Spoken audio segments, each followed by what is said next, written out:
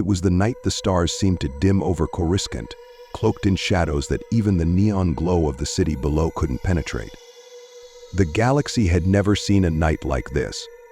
The infamous events of Order 66 are remembered by many, but few understand the true horror of Operation Knightfall, a calculated and brutal purge within the Jedi Temple itself. Order 66. A simple command, yet a sinister turning point, a tragic chapter in the galactic history.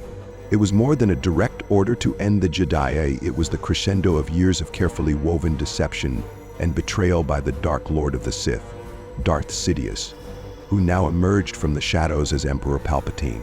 With the single utterance of that fateful command, the once glorious Jedi Order crumbled almost instantly under the weight of betrayal. Across the galaxy, Jedi Masters, Knights, and Padawans suddenly found themselves surrounded, ambushed by their clone comrades who only moments before had been their allies. Clone troopers, genetically engineered to follow orders without question, turned against their leaders with an efficiency that still sends shivers through the galaxy's history. For most Jedi, it was an unwinnable struggle. Even the strongest masters fell under the overwhelming assault.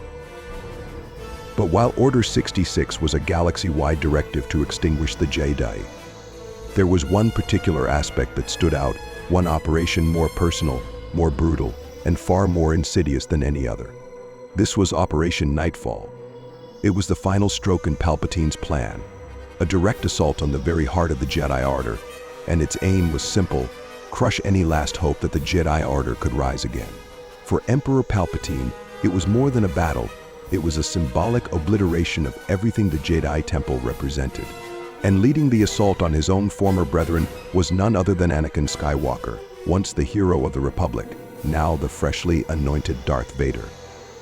Anakin's path to the dark side had been paved through manipulation, doubt, and fear, emotions that Sidious had nurtured and sharpened within him for years. Fueled by the promise that only the dark side could give him the power to save those he loved, Anakin fell completely under Sidious' sway. That transformation was finalized when Sidious promised him the power to defy death itself, to save the lives of those he held dear. With those words still echoing in his mind, Anakin took on his new title, Darth Vader, and accepted the task that would complete his descent into darkness. Operation Knightfall was not just a mission to eradicate the Jedi. It was a trial of loyalty, a baptism by fire that cemented Anakin's commitment to the Sith and forever severed his ties to the man he once was. Under the cover of darkness, the newly christened Darth Vader marched towards the Jedi Temple, flanked by the elite 501st Legion, a clone battalion specially selected for this brutal mission. This march marked a grim transformation. Darth Vader led the clones into what had once been his sanctuary, the place where he had learned, trained, and found family. Now, with every step, he betrayed every principle he once held sacred. For the 501st, there was no question or hesitation. They marched in perfect, ruthless unison, their loyalty programmed, their purpose clear. As the clones breached the temple gates, the assault began in earnest. The hallowed halls of the Jedi Temple, once filled with the wisdom of ancient texts, the echoes of teachings, and the aspirations of Padawans, were now drowned in chaos, fear, and violence. It was a massacre, a calculated and unrelenting one. Jedi Knights and Padawans, many caught unarmed or without warning, were forced to confront the same warriors they had commanded in battle. Caught off guard, they scrambled to protect themselves and each other, using every ounce of skill and bravery to defend what little hope remained. But it was an uphill battle, for the 501st were well-trained and well-prepared for the assault, and with Vader at their side, they were nearly unstoppable. Throughout the temple, families and younglings sought refuge, hiding in various rooms, hoping that somehow they might be spared. The younglings, the children of the Jedi Order, had grown up idolizing Anakin Skywalker, seeing him as a hero, a protector. To them, he was an inspiration. But tonight, that hero had transformed into a nightmare, a figure cloaked in darkness whose very presence radiated terror. For Anakin, now Darth Vader, there was no mercy, no hesitation. The temple that had raised him, the children who looked up to him, were nothing but obstacles in his path. His heart was encased in the darkness he had embraced, and he struck down even the youngest and most defenseless Jedi without pause. The targeting of the younglings remains one of the most chilling aspects of Operation Knightfall, and indeed of Order 66 itself. These were the future of the Jedi Order, the next generation of peacekeepers, and to Darth Sidious and his new apprentice, they were the greatest threat to the Empire's rise. But more than that, this act of brutality served as a final, irrevocable test of Darth Vader's loyalty. He was forced to face the innocence of those who saw him as a beacon of hope, and to extinguish that hope himself. The dark energy radiating from the temple was felt across Coruscant, rippling through the Force as each life was taken. The echoes of the fallen, the cries of the younglings, reverberated across the galaxy, reaching the ears and minds of Jedi scattered far and wide. It was a painful, resonant moment in the Force, one that would forever scar those who survived. For the Jedi across the galaxy who felt that terror and loss, it was an agonizing confirmation of their worst fears. The assault was swift and merciless. Every corridor, every room, every hidden alcove within the Jedi Temple became a battleground. The few Jedi who managed to mount a defense were outnumbered, overpowered, and eventually overwhelmed. The air thickened with the smoke of blaster fire and the hum of ignited lightsabers. Vader led the charge, cutting down his former brothers and sisters with a cold, unwavering precision, the embodiment of everything they had once fought against. In his mind, his choice had been made. He was not there to hesitate or to question. There was no turning back, no room for doubt. He had embraced his fate, and he would see it through to its bitter end. As the assault on the temple raged, the galaxy was also experiencing the terror of Order 66 on countless other worlds. Jedi like Plo Koon, Aayla Secura Ki-Adi-Mundi, and others who had led the Republic's forces with courage and loyalty were cut down in the midst of their battles, turned upon by their own troops without warning. The clones, bred for loyalty and precision, executed the order without hesitation. For them, it was a directive embedded in their very DNA, a code they were bound to obey, regardless of past bonds or memories of camaraderie. In one devastating night, the galaxy's protectors, the peacekeepers who had stood between the people and the darkness, were nearly eradicated. The Jedi Order, which had survived for thousands of years, was all but destroyed in a matter of hours, its remnants scattered and hunted across the stars. The temple, once a symbol of knowledge and peace, was now a tomb, its secrets stolen, its defenders slain. By dawn, the massacre was complete, and the galaxy had entered a new era, one in which the darkness of the Empire reigned unchallenged. And the Jedi Order was no more than a memory, a ghost of what once was. For those few who survived, the legacy of Operation Knightfall would haunt them forever, a brutal reminder of how quickly hope can turn to despair, and how even the brightest light can be extinguished in the dark embrace of the Sith. As dawn approached on Coruscant, the final echoes of battle in the Jedi Temple began to fade. While Darth Vader and the 501st Legion led the assault inside the temple, another force was deployed to handle the chaos erupting across the capital, the Coruscant Guard. These elite clone troopers tasked with maintaining order and enforcing the Empire's will on Coruscant played a vital yet often overlooked role in the events of Operation Knightfall and Order 66. The Coruscant Guard, led by the unyielding Commander Fox, were the Republic's military police force, known for their red armor and strict dedication to enforcing law and order. However, on the night of Order 66, their mission was anything but standard. While the 501st focused on the brutal task of eliminating every Jedi within the temple, the Coruscant Guard was ordered to control the city's perimeter, ensuring that no Jedi or sympathetic civilians could interfere with the purge or escape its deadly reach. The Guard's role in Operation Knightfall was to secure the city and quell any resistance that might arise from citizens alarmed by the sudden militarized assault on the Jedi. Coruscant, with its bustling cityscape and diverse population, was home to many who had long respected the Jedi Order. Even among those who held no loyalty to the Jedi, rumors of violence within the temple, a sight once unthinkable, created fear and unrest. Palpatine had foreseen this and understood that any interference, even from Coruscant's citizens, could disrupt the orderly execution of his purge. Commander Fox, unwavering in his duty, mobilized his troops to surround the temple and enforce a strict blockade. As the Coruscant Guard set up barricades and checkpoints, they turned away all who approached, issuing warnings to curious bystanders and using force if necessary. Anyone brave enough, or foolish enough, to ask questions about the rising smoke and sounds of combat coming from the temple grounds was quickly silenced. To the Coruscant Guard, this was just another mission. But for those who lived near the temple or had connections to the Jedi Order, it was an unfathomable horror. The Guard had orders to intercept any Jedi who managed to escape the 501st's wrath. It was a net cast around the temple, allowing no one, not even civilians loyal to the Republic, to breach it. And yet some tried. Sympathetic citizens, confused and frightened, attempted to reach the temple to offer aid. But the Coruscant Guard responded with immediate force, wielding stun batons, blasters, and intimidation tactics to ensure no one interfered with the justice that the Empire claimed to administer. For Commander Fox, this mission brought a cruel irony. The Jedi Temple, which had once symbolized peace and justice, was now the site of a massacre, one that he was duty-bound to facilitate. In many ways, Fox was the embodiment of the Coruscant Guard's tragic purpose. Men bred for loyalty and service, manipulated into enforcing an order they barely understood. Clones like Fox, bred to serve the Republic, now served the Empire without question, their directive shifting instantly from protecting the Jedi to ensuring their extermination. Their unwavering obedience had been their strength in battle, now it became their chains. Within the temple, the 501st Legion invader continued their bloody mission, advancing from one chamber to the next.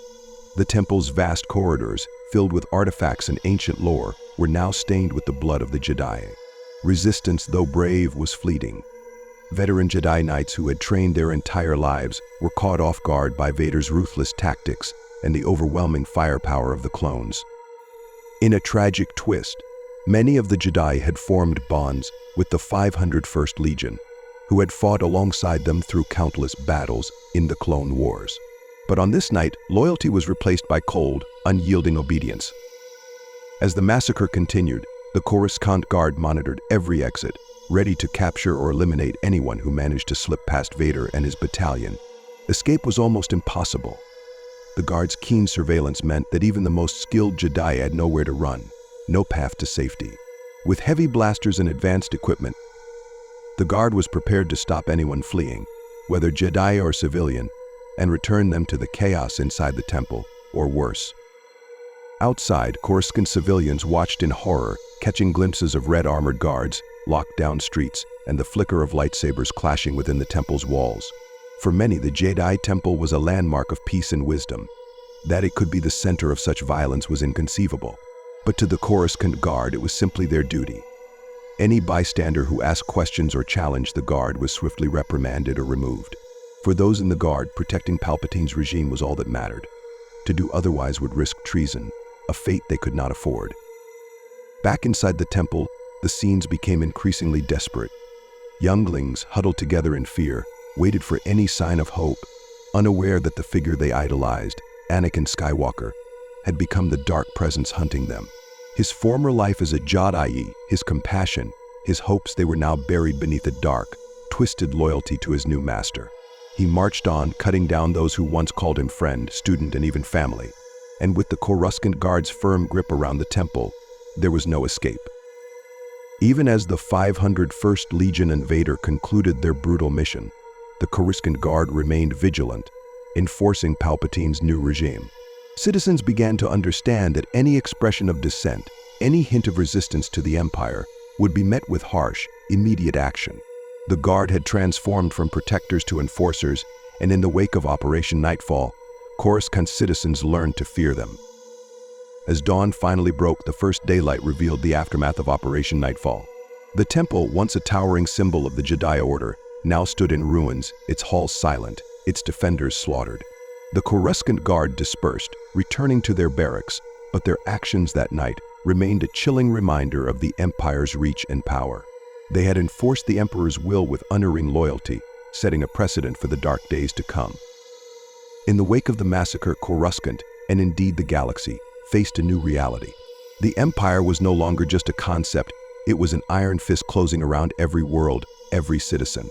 The Coruscant Guard would now serve as both enforcers and symbols of that iron fist, their red armor a reminder of the blood spilled to bring about this new order.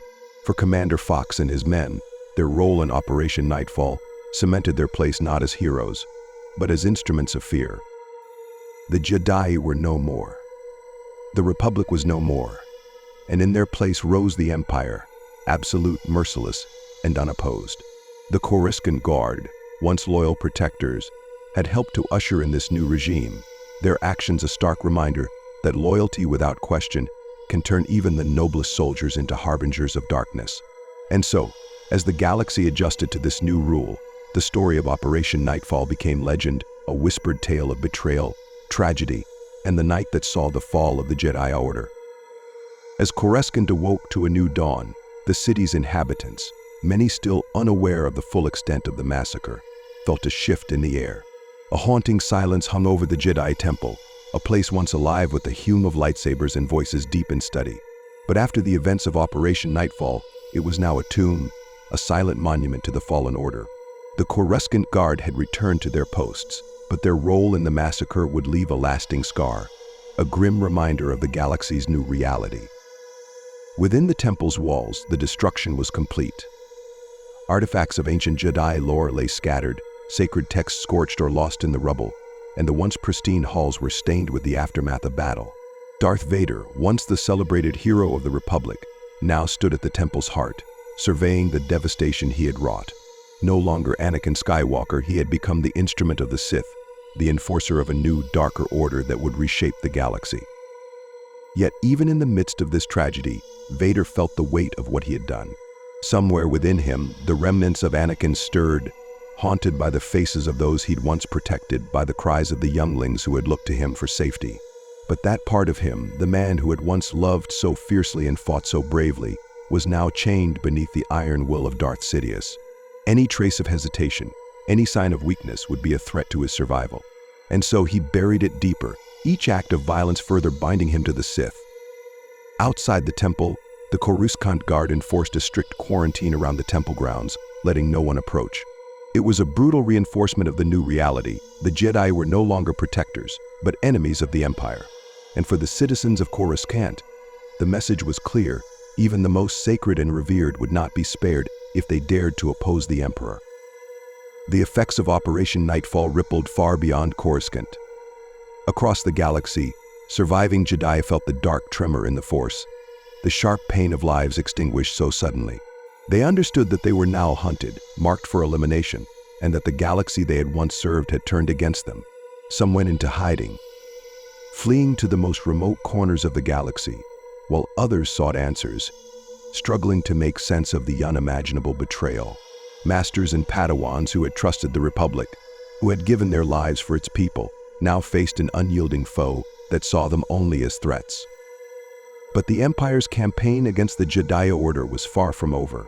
Operation Knightfall was merely the beginning of a long, relentless hunt. Across the stars, the Empire deployed forces to seek out and destroy the Jedi who had managed to escape. These survivors, scattered and broken, would go into hiding, masking their presence in the Force, avoiding any display of the skills they had once proudly wielded as peacekeepers. Each surviving Jedi became a fugitive, constantly on the move, evading bounty hunters, inquisitors, and Imperial agents who would not rest until every trace of the Jedi was erased. The fall of the Jedi Order marked the dawn of a new era in the galaxy, an era ruled by fear, secrecy, and oppression. The Coruscant Guard, once respected as the protectors of Coruscant, became enforcers of the Emperor's iron grip. Civilians who had once admired them now feared them, for they knew that loyalty to the Empire came at any cost, even if that meant turning on former allies or innocents. Commander Fox and his men became symbols of this change, their red armor a reminder of the blood spilled in the name of order. As the Empire consolidated its power, Coruscant itself changed. Where once the city had been the vibrant center of the Republic, it was now a stronghold of the Empire, with the former Jedi Temple rebranded as an Imperial landmark. Palpatine ensured that the memory of the Jedi was erased, casting them as traitors, enemies of the state, dangerous relics of an era best forgotten. The Empire's propaganda machine worked tirelessly to reframe the Jedi not as defenders of peace, but as dangerous radicals who had conspired against the galaxy's true leader. For the survivors of the Order, the weight of their failure was immense. The few who escaped carried with them a deep, lingering guilt for the friends they had lost, for the younglings who had looked to them for guidance, and for the galaxy they had sworn to protect but could no longer serve. They became whispers, shadows hidden across distant worlds, struggling to find meaning in the ashes of the Order, and hoping, perhaps in vain, that the light of the Jedi would one day return. As the Empire grew, Darth Vader continued his relentless pursuit of the remaining Jedi. Each hunt, each duel became a reminder of the life he had abandoned, the principles he had forsaken. And yet he fought with a single-minded purpose, knowing that any weakness would be his undoing. In these early days of the Empire, Vader's actions served as both a warning and a message. The Jedi were gone, and with them the Republic. Only the Empire, the Sith, remained. For those who knew the truth of what happened that night, the memory of Operation Knightfall would forever be a dark, painful scar. It was the night that hope was snuffed out, the night the galaxy lost its protectors. In the years that followed, stories of the Jedi would become legends, fading slowly from memory as the Empire's hold tightened and fear replaced the ideals of justice and freedom. Yet, even in the face of such darkness, there remained a flicker of hope. Somewhere in the galaxy, the Jedi's legacy lived on in those few who carried their teachings, in the whispers of resistance that would grow stronger with each act of the Empire's oppression. The Jedi were gone, but their spirit endured, a quiet, persistent light in the hearts of those who dared to dream of a galaxy free from tyranny. In the end, Operation Knightfall was not just the end of the Jedi Order. It was the birth of the Empire's Iron Rule, the start of an age where loyalty was demanded, not earned, and where the darkest impulses of power went unchecked. The Coruscant Guard, the 501st Legion, and Darth Vader himself had all played their parts in this tragedy, sealing the fate of the Jedi and changing the galaxy forever. As the screen fades to black, the image of the silent, empty Jedi temple lingers, a solemn reminder of all that was lost. The galaxy may have moved on, but the story of Operation Knightfall remains etched in history, a dark tale of betrayal, loss, and the night the stars dimmed for the Jedi.